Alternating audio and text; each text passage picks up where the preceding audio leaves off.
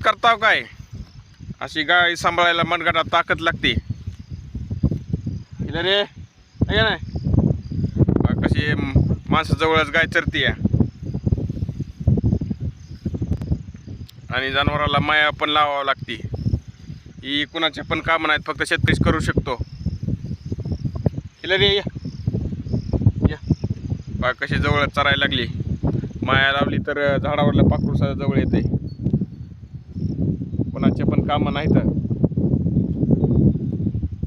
बा कशी मस्त चरायला लागली खिलरी. खिलरी इकडे बघ.